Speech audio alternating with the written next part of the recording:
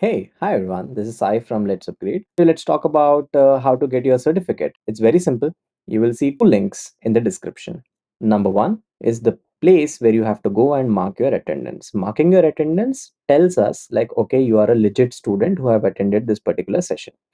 Link number two is your assignment. This is where your 90% of the priority is. You have to go and submit the assignment that is given to you in this particular session. Once you're done submitting that assignment, we will be evaluating that. We will send you an email. If you get the passing criteria, then only we will give you the certificate on a particular date that is mentioned again in the description. Please check these three things, and this is the way how you will get a certificate from Let's Upgrade. Number one, mark your attendance. Number two, just go ahead and upload your assignment. Check for the email that you have received it, yes or no. What is the feedback that you have received from your trainer? Number three, check on which date the certificates will be released. Thank you. Bye. All the best. Happy learning. All right, students. So we are back again with our new session today. So what we are going to do in today's session is that we are going to study about object-oriented programming. In short, we can simply call it OOPS. That's what we're going to go through with today. We are just trying to just make sure to cover all the important aspects of this object-oriented programming. So without wasting any more time, let's just get to the session directly. Let me just write down our topic name first of all, and more famously called as OOPS. So what OOPS is actually a simple concept which we use to implement the real world problems into coding aspects. In simple language, in simple terms, we can simply say that let's suppose if we wanted to solve an issue, if we wanted to solve a problem, real world problem, so we need to replicate that exact scenario, real world scenario, into our programming. Only then we will be able to continue solving those issues. For example, let's suppose if we wanted to, let's suppose, create some food delivery app, so that food delivery application things need to be implemented in the programming itself.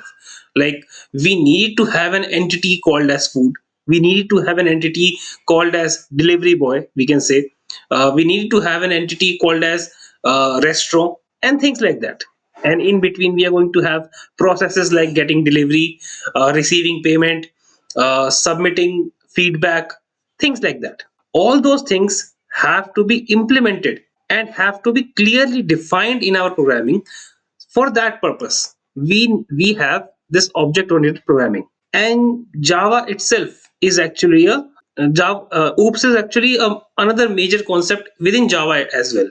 Because one very important note here is that everything in Java we see is an object. But let's just get to each particular thing which we are going to cover in today's session. First of all, couple of things that we are going to cover up is, first of all, what exactly is a class. In very beginning I have informed you that yes, there is something called as class, but I have told you that time that we are going to study it later on. So right now in today's session we are going to cover that up. Apart from that, what exactly is an object? We are talking a lot about objects, that this is object, that is object.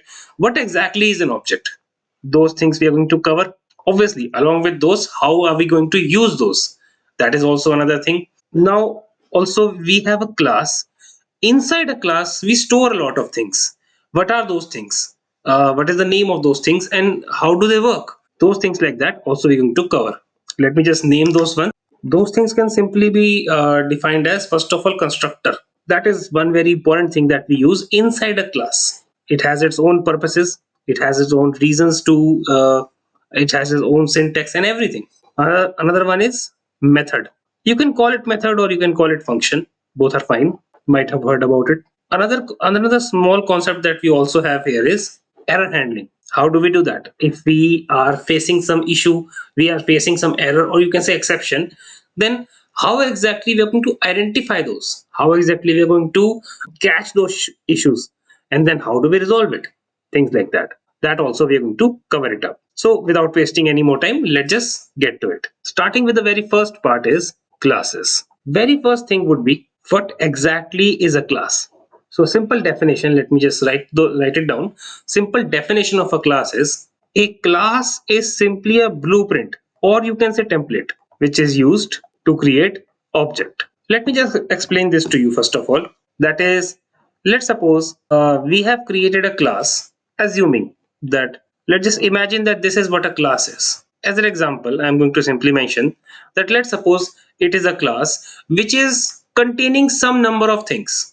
Okay, some number of things, as in, let's suppose it is containing name of a person.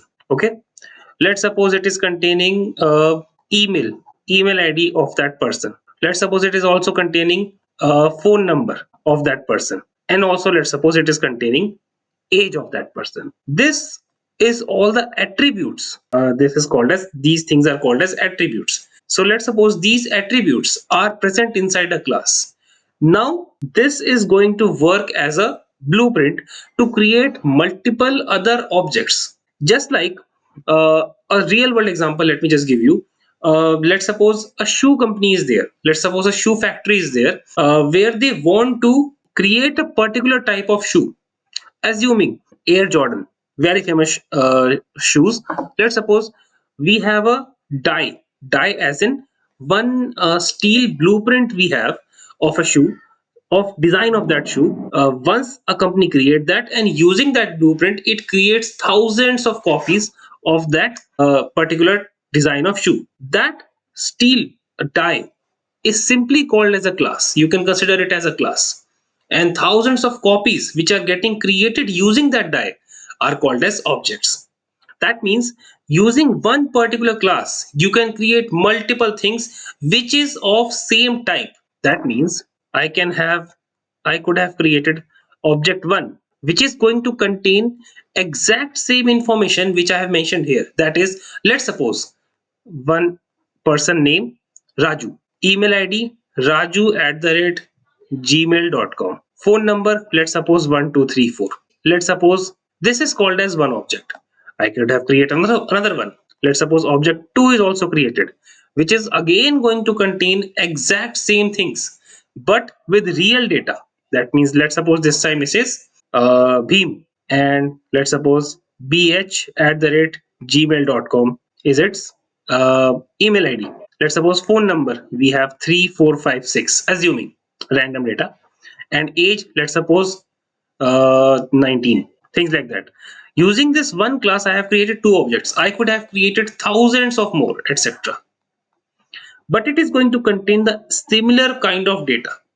In case you wanted to have a different type of data, let's suppose you could have wanted, let's suppose one another email you, let's suppose another class you want, sorry, I was just saying, that is, let's suppose you wanted to have another type of data.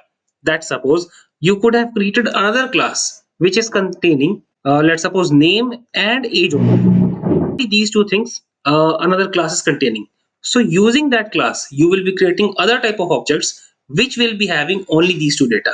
That is how it is working as a blueprint. That is why we can say that classes are working as a blueprint, and using that class we are creating these objects. When we are talking about objects, why not simply mention that what exactly is an object? How do you define an object? Well, object is having the easiest ever definition that you have ever known. Anything is an object. That's it. As straightforward as that. Anything can be an object. That means you can say anything: a person, a table, a chair, a fan, a bed, a fridge, a television, anything at all can be simply considered as an object. That's all. Now, let me just write down the points of these important points which I have just mentioned regarding the class. What I have spoken about just now is are actually properties of a class. So let me just make it a point. What are the properties of a class? A class serves as a blueprint for creating an object, and class does not take any memory.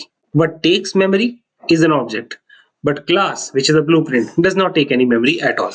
Now, what does a class contain? What can we store inside a class, or what actually is requirement of a class? It contains variables. Along with that, methods is also it's also contains constructors. I will explain in detail what constructors are. Even it can also have nested classes. That means once you have created a class, it does not mean that you cannot create another class inside it.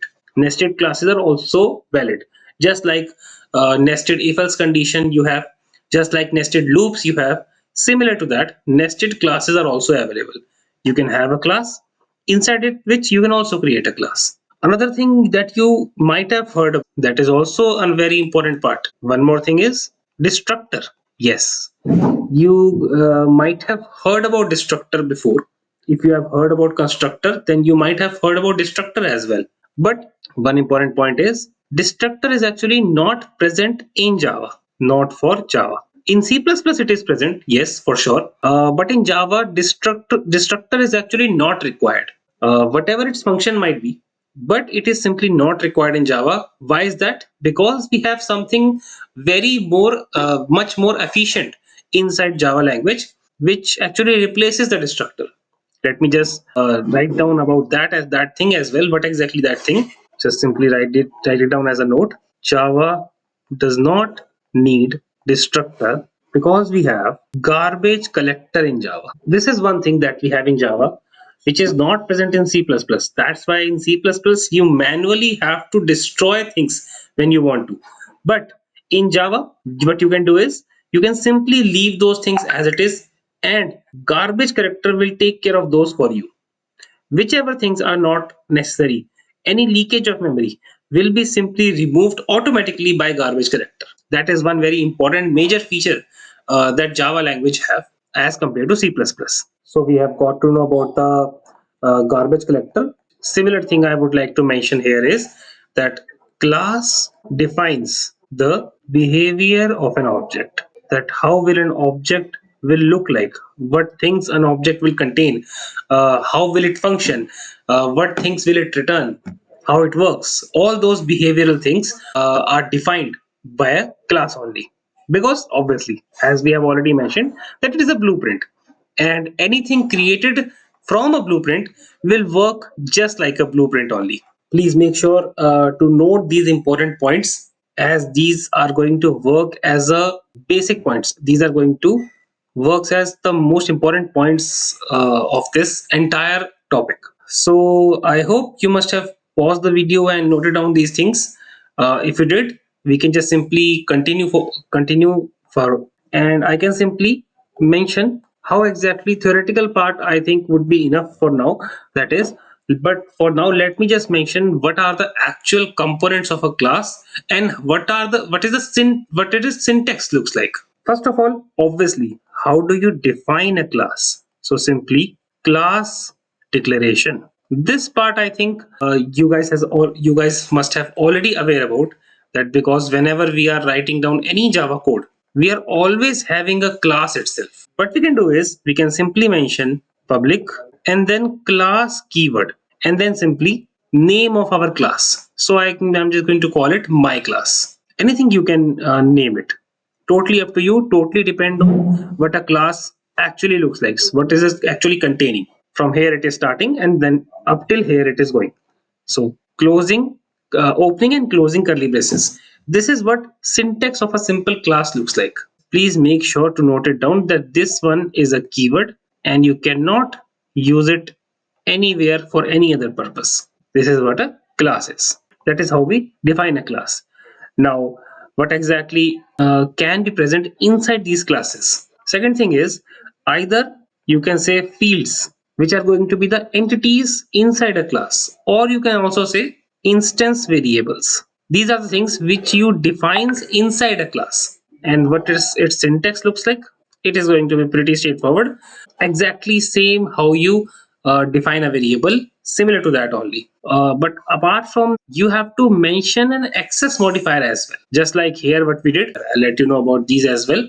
But this is how it looks like: private, int, or any data type as you would like to say, either string, boolean, float, double, anything like that. So here I'm just simply mentioning int, and because it is int, let's suppose I'm going to take an example of age. I have defined a variable named as age, which is obviously int type, and it is having an access modifier private. This is how you define an instance variable inside a class. You can have as many as you want inside a class. Now, apart from these variables, apart from these fields, another important thing that we have is third thing is constructor. Let me just define it first of all. A construct is also a method only, but without any return type. It is generally used to initialize variables inside a class. Constructor is for that purpose only, as it is very clear from the name itself, that is constructor is used to construct something. Let's suppose we have initialized some instances, some fields inside a class. For example, this, let's suppose this class is there, and let's suppose this field I have initialized right here. But as you can see, I have only declared it. Actually, I have only declared it, but its actual value is not yet mentioned, and we do not want to mention it directly because it is a working as a blueprint only. So we have initialized the value, but we haven't declared its value yet. We have initialized the variable, sorry, int age, but we haven't actually mentioned the number which is going to be stored inside this variable. No, that we want to mention separately. That is where constructor is being used for. Constructor is going to receive, let's suppose, when you are creating an object, you have received a value, let's suppose 20 inside the constructor. So what constructor will do, constructor will help you initialize the value of age, because constructor received 20 number. One thing we can note here is about constructor, a constructor always have same name as of its class. That is the rule itself, that whatever is going to be name of your class, constructor will be having exact same name. Even capital letters, small letters are also going to be exactly same. It is going to be exact copy of it. That is one rule that we have.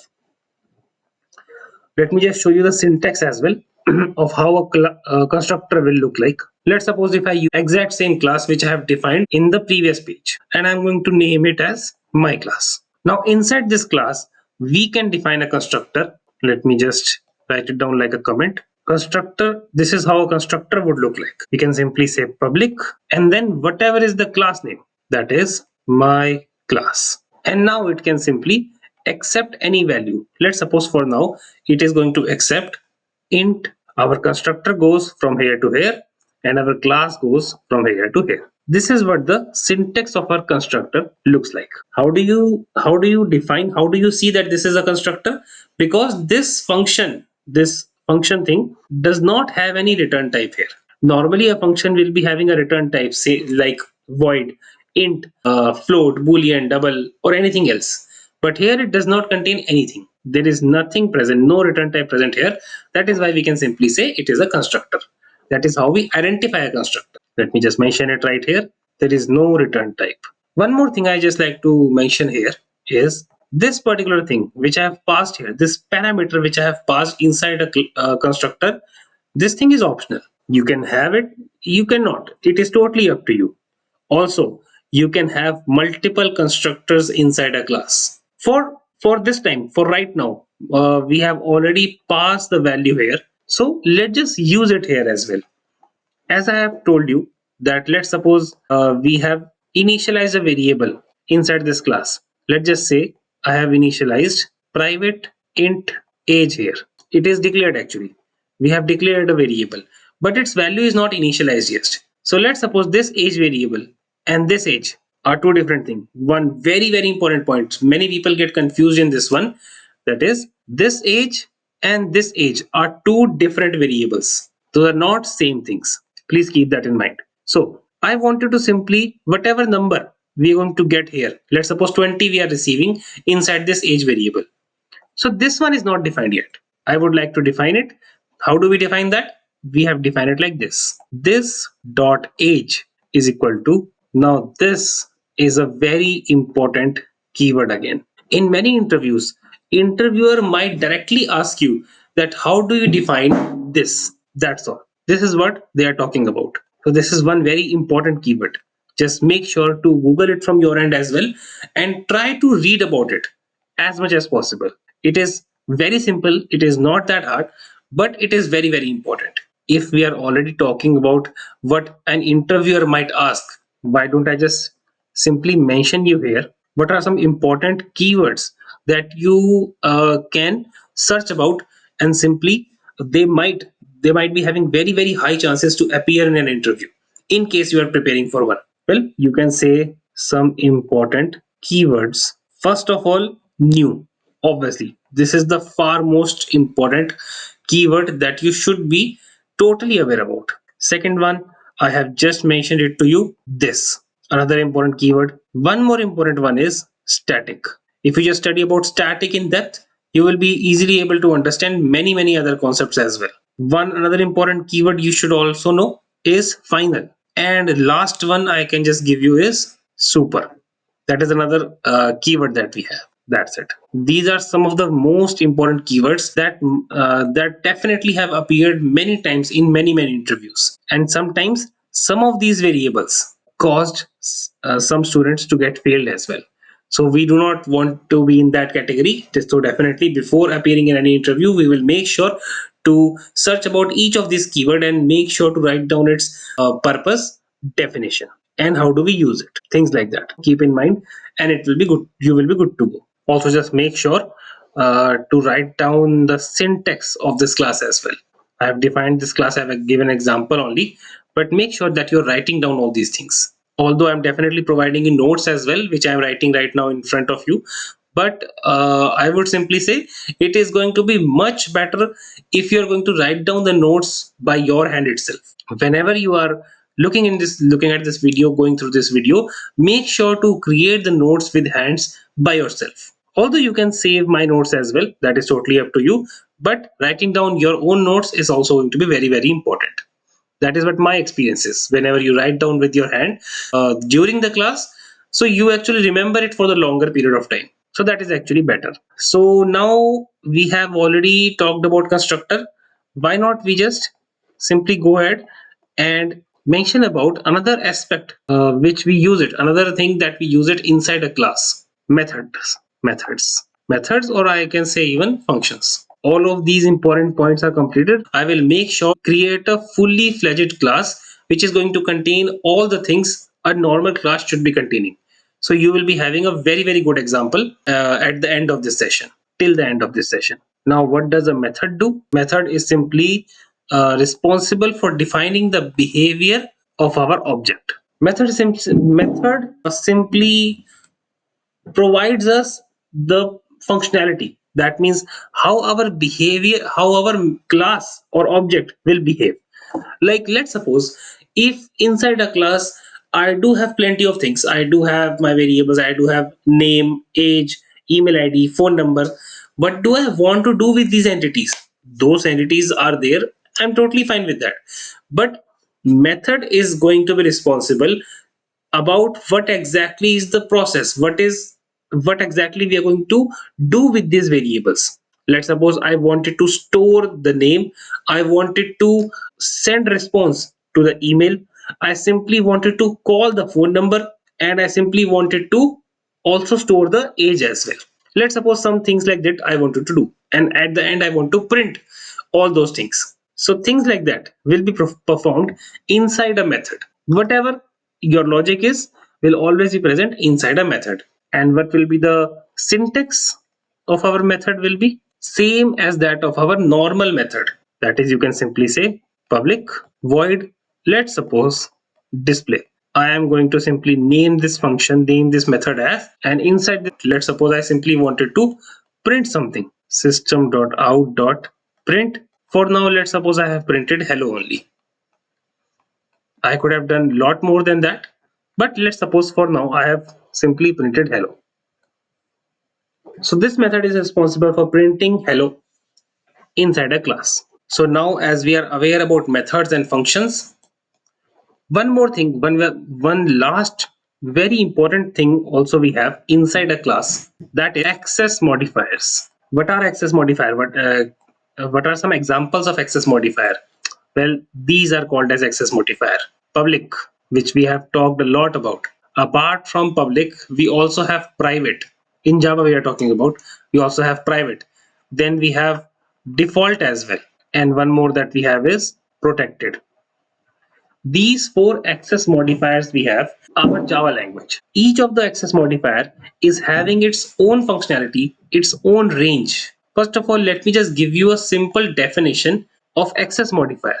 Well, these are used to control the accessibility of either we can say parameters or I can say fields. All the fields that we are going to define, all the fields that we are defining, what is the scope of those fields will be. That is what we define using access modifier. That is, let's suppose if I have defined something public, now that particular variable or maybe method is publicly accessible to be accessed by anyone. If I do not have any constraints of hiding it, so I can simply keep it as public, and anyone either inside the class or outside the class can easily access those variables.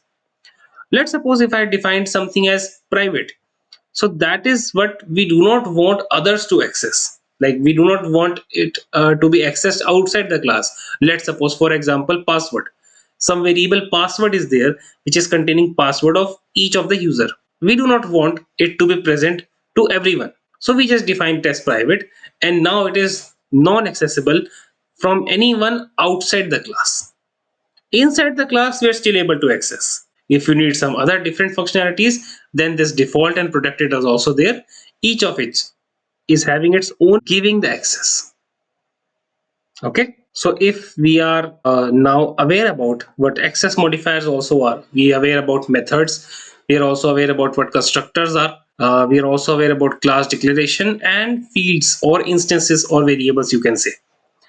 So let me just give you a simple example of how a fully fledged class would look like. Not syntax actually, we can say template. Let's suppose I have defined a class as public class because I have defined this class as public. That means this class is accessible by anyone. Okay. So I have defined this class as my class. Same small things which I have used in each of the points before, same things I'm going to use it here, but now collectively, all together. I have defined my class here. Inside this class, I have defined, let's suppose, some parameters. Let's suppose private a string type of name I have defined, and another one, let's suppose private int type of password I have defined. Let's suppose simply someone is having password like 1234, anything password like this, it can be stored here. These are the fields and this is the class. Now apart from class and fields, what do we have? Another important thing that we have is constructor. So how do we define that? I will simply say public, and because it's a constructor, it is never going to have, what is it? Return type. It will never have a return type. Another important point that I have told you earlier is a constructor will always be having exact same name as that of its class. So we can see name of our class is my class. So it is also going to be my class. Now what I wanted to do is I wanted to initialize the name using this constructor. So what I will do is I will pass a string type of name variable here. Let's suppose I do not name it as name. I can name it as something else as well. But what my purpose to mention here is that is this name variable and this name variable are totally different. Do not get confused in those two different variables. Okay. Let's suppose I have defined a name variable here inside this constructor. So what I wanted to do is obviously I wanted to initialize this name. How do we do that?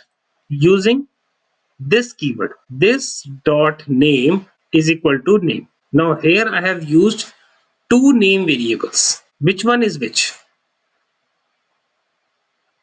That is one question that you might be having. Let me just mention it here. With green I am underlining this name variable, which is this one, and with yellow I am underlining this name variable, which is this one. Whatever you're going to receive here will always be on the right side. Now this is what our constructor is, and these are the fields. We have defined the constructor here. Let me just mention another a method as well here. Public. Let's suppose I do not want to return anything from this method, so I will simply say void type of function. I'm going to call it as display. Let's just say display only, and I do not want to pass anything inside this function, because what do we want to do inside this function? We are simply trying to print. Print what exactly? Let's suppose I wanted to simply print the name, which is going to be defined inside this constructor. This name will be this one. Whatever fields are here, whenever you use it anywhere else, in whatever you use it anywhere inside this class, these variables. Only here we are going to have this one. Let me just close this class. So from here